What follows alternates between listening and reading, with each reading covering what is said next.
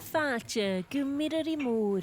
Júrabos na hóra bhfuile chalílo hilio. Érich mí mo matin chéit an chalílo hilio. Júrabos na hóra bhfuile chalílo hilio. Bhuail me se scialbhaí.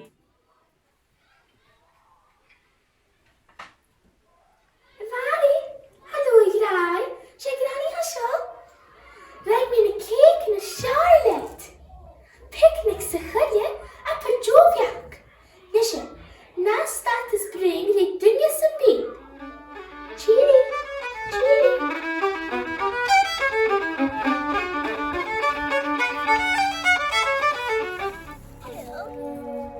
Catchville dal na chata bria jerak.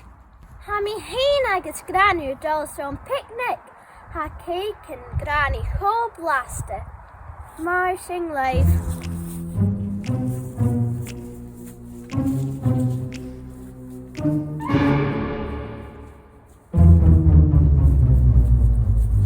Granny! Hallo mate. Hey, Afrikas! Die houdt is zin. En nu let ze aan de cake en zin. San yumsa hayatanish.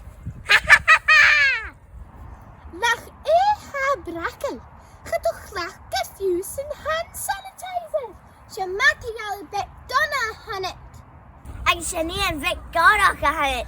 Ag vai Josh bin a caken, hired Blasta. A granny nach aan het han de soele moren. Shin my shy he me. Ag in a caken shaw. A granny nach aan han de kloos en moren.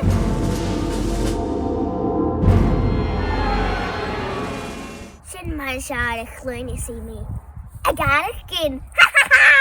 A granny nach aan han de veel en moren. Shin my shy. Oh.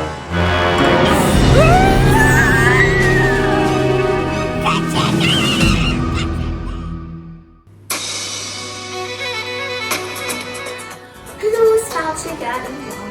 Het materiaal vier eentje is juist de galje engine.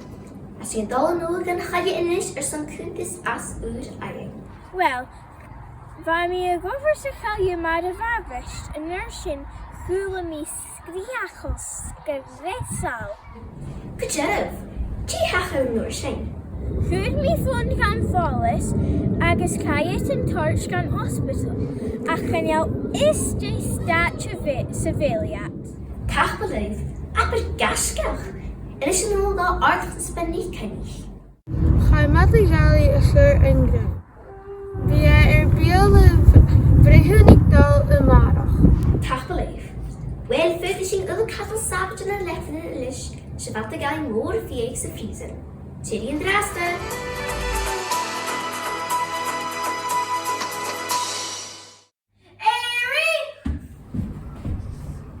Eentje me en Iren. Ordu. Evatigali, hij vol gassetje droog is gutch. Cèicean is du. Gaat er rein me kaal. Nog kien toch a vrehu.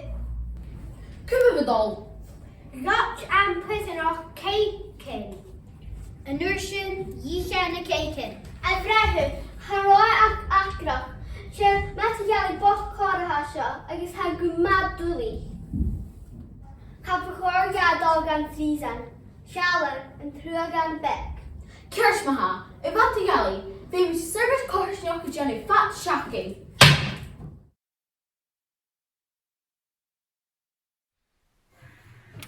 Falilo hilio. Júrabos na hóra bhfuile falilo hilio.